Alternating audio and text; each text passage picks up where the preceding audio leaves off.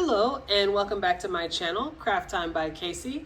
I am Casey, and today this is the multi-strand peacock pendant necklace that I will be making. Most of the components came from the bargain bead box for the month of July 2023. If you're interested in the bargain bead box, I highly recommend that you go check them out. And when you do, you definitely want to use my code. That code is Casey2. And remember, I spell my name just a little unique. That's KASI2. That code will get you $2 off your first month subscription or $2 off your first order from their website. And you will see that this finished product looks a little bit different than what's shown in the video. And that's because once I put it together, I wasn't 100% happy with how it came out. And you know, that happens sometimes, and that's okay. You have to tweak it and adjust it until you are happy with it. And I am so happy with how this came out. So if you would like to see how this necklace came about, then stay tuned.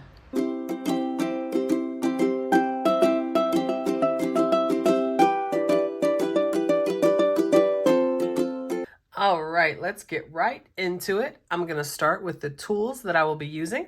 I have 2 sets of chain nose pliers, 1 set of cutters, 1 set of crimping pliers, and I want to briefly mention my tool set. It is the Casual Comfort tool set, and as the name suggests, these tools are the most comfortable tools that I have found. They are very high quality, very well made, and for me, the biggest thing is they are a little bit larger. A lot of times jewelry making tools will be very small like this, whether you get them in the store, order them online. And yes, they certainly function, but for me, these tools are just so much more comfortable and seem to be made for adult size hands.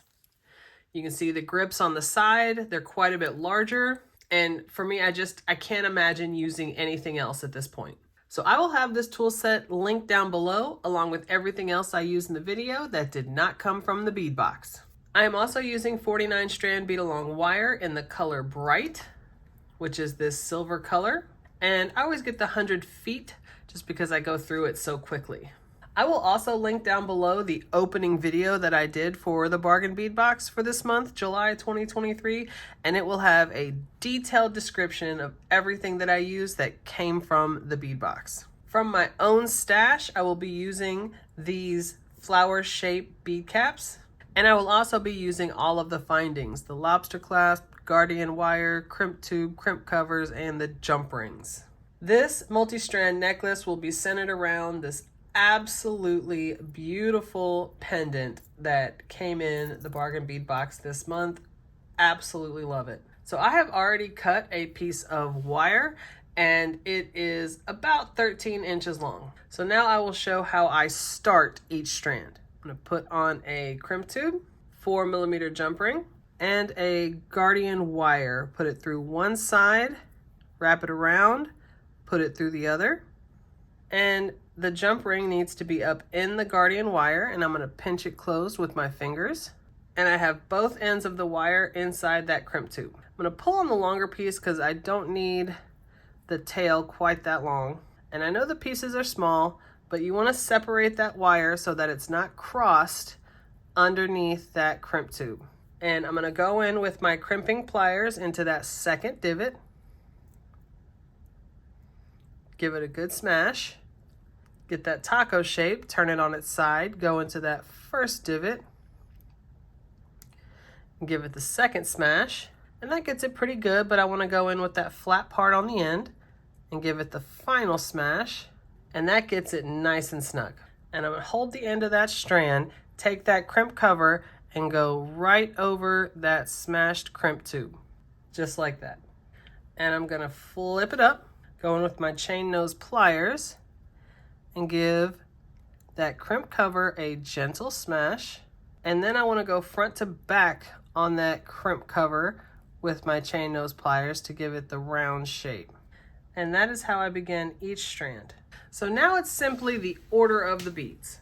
All right, so the first set looks like this, where I have the flower-shaped bead caps surrounding that rondelle with those 4mm rainbow beads on the end. Pull it down, and you want to make sure that tail goes up inside those beads, just like that. So here is the second set. We have those beautiful gemstone green and blue. I tried to pick the ones in the mix that had both the green and blue in there purposefully. And then of course that rhinestone spacer bead with another 4mm. Pull that down. So now you want to put this exact thing on here one more time, this whole part right here. And there we have it. And I'm going to put one more of those rondelle components at the end. All right, so here is one side of this strand. So now we are going to be doing the center part, the center component for this strand.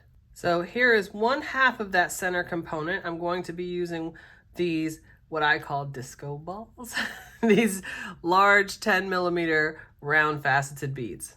And this pendant, I know that it opens here on the side so I could put it on after the fact, but I also know that the more you open and close and move metal, the weaker it becomes. So I'm gonna go ahead and put the pendant on right now so that I don't have to open and close the bail. And the bail that comes with it is large enough to go over that 4mm bead there in the center. So now what I need to do is put this exact same setup on this other side. So starting with that round disco ball and then doing this exact same order going the other way, and we'll meet back up.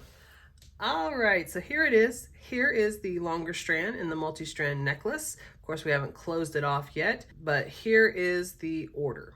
So now I am setting it here and I'm going to close it off. I'm gonna put on a 4mm jump ring, a crimp tube, and a wire guardian. I'm going to put it through one side, wrap it around, and put it through the other.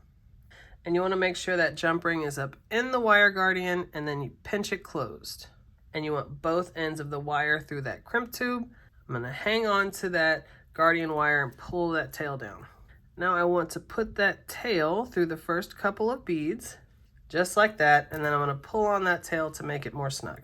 And here's where you have an important balance, because you definitely want to pull on it. You want to make it very snug, but you want to make sure your strand has some flexibility and some movement. So you want to make sure it's not too snug where it can't move, but you want to make sure that the beads aren't going to separate. So you want to have that balance, but pull it pretty snug.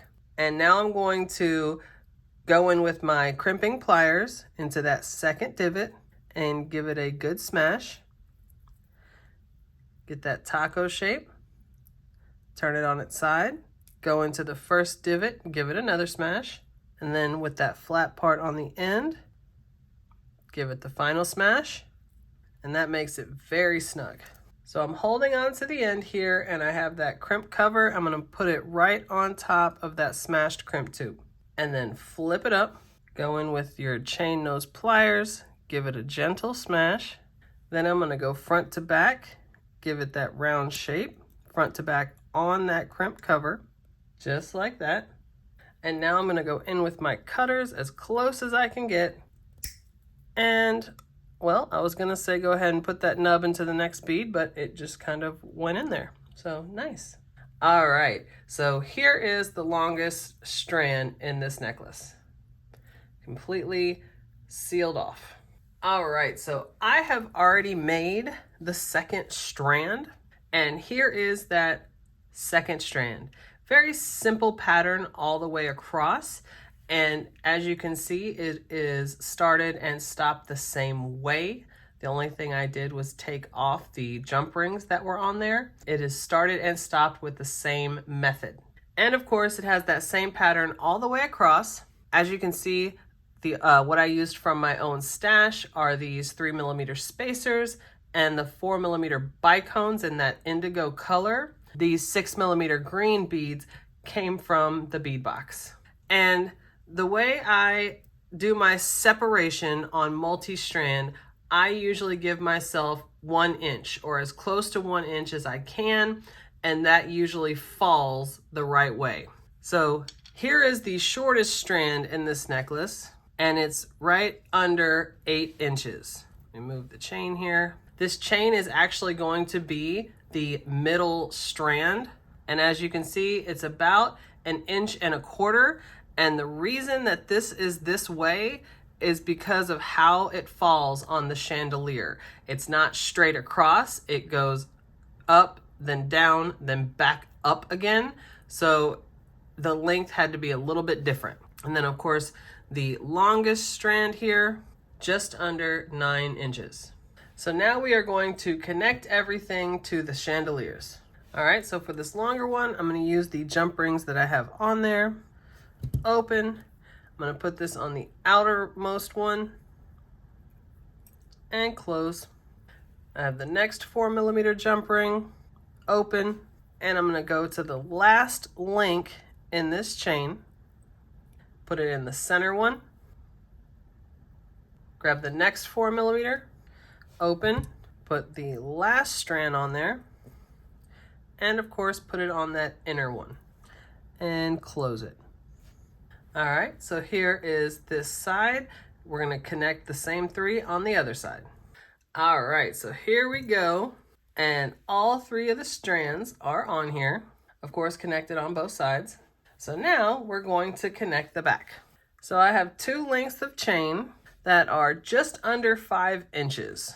For the length of this necklace, of course, you have to use the smallest of the multi-strands. So it's just over 10 inches, and then 2 of these are 5.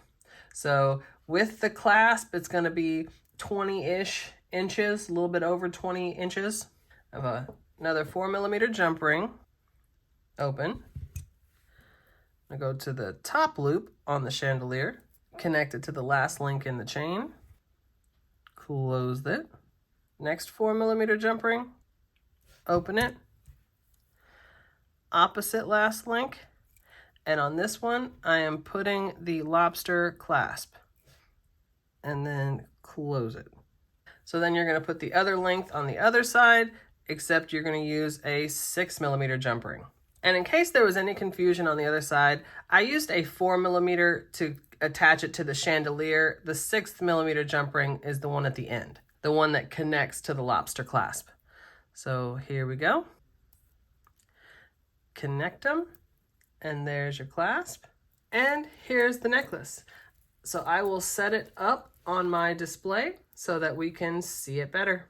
Okay, so you can definitely see that I changed a few things. It's been a few hours since I finished filming the original video, and when I put it on the display, I have to say I wasn't completely happy with it, so I decided to make just a few tweaks. I took out that middle chain strand. I couldn't get that to hang right, and it wasn't about the length, it was more that it just didn't look right. So I think it looks much better taking that one off. And the chandeliers, I think, as pretty as they are individually, for this project, they were just a little bit too big. I went ahead and swapped them out for the loop part of some toggle clasp that I have, and they are obviously much smaller, and I think for this particular project, they look much better. So everything else is the exact same. How I made both strands is the exact same in the chain and the clasp and the back. Everything else is the exact same. And I am super happy with how this looks now. I love the way that it came out. I think the beads in this month's box are just absolutely beautiful. And I particularly like that pendant, that peacock pendant there. I think is beautiful how that metal is wrapped around. I definitely wanted that to be the highlight of the piece. So once again, if you are interested in the bargain bead box, I will have all the information in the description box below. I highly encourage you to go check them out. And when you do, you want to use my code. That code is Casey2.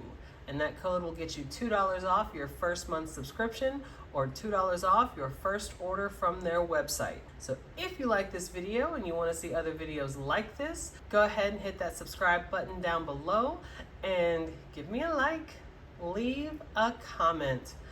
I absolutely love reading my comments. You guys are so kind, and I definitely look forward to seeing you in the next one. Bye.